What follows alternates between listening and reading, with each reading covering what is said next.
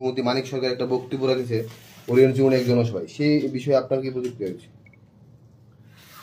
দেখুন, আমরা সবাই জানি যে গত 22শে এপ্রিল কাশ্মীর উপত্যকায় শ্রীনগরের পেহেলগাঁওয়ে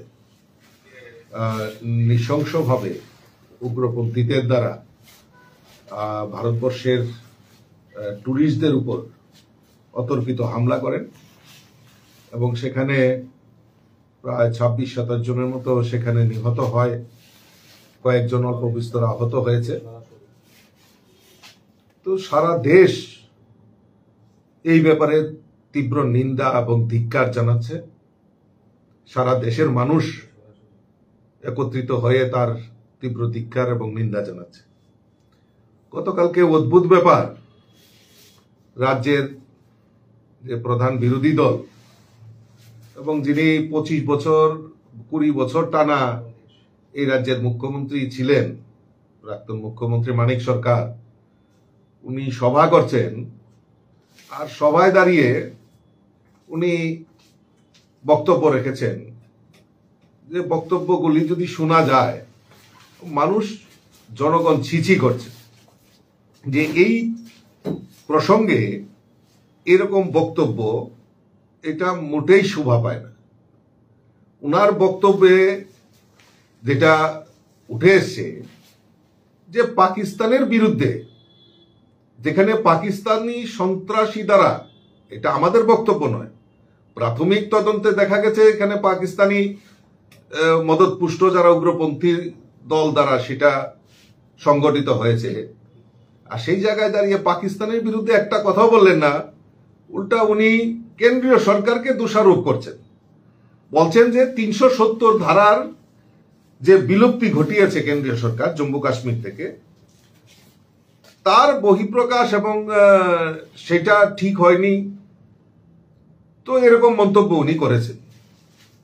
উনি হয়তো জানেন না যে স্বাধীনতার পর থেকেই ভারতীয় জনতা পার্টি এবং তার উত্তরসূরি যে জনসংঘ তৈরি হয়েছে, যে ভারতের অখণ্ডতাকে রক্ষা করা, তার জন্যই এই ভারতীয় জনতা পার্টি এবং তার উত্তরসূরি জনসংঘ তৈরি হয়েছে। এবং আমরা চাই এই ভারতের অখণ্ডতাকে রক্ষা হোক, তার জন্য প্রয়াস করছেন আমাদের দেশের যশস্বী প্রধানমন্ত্রী নরেন্দ্র মোদী।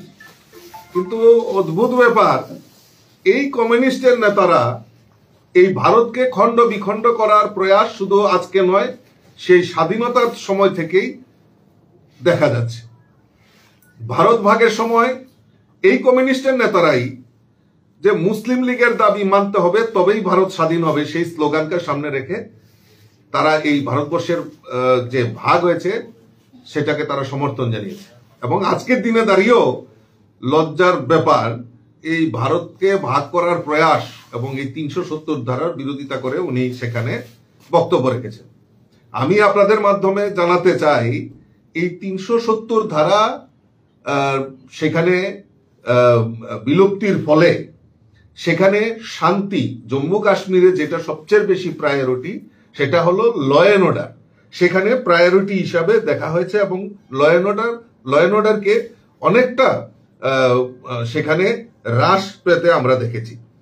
এবং সন্ত্রাসী ঘটনা যদি আমরা দেখি, সেখানে প্রায় 80% উপর সেখানে হ্রাস পেয়েছে।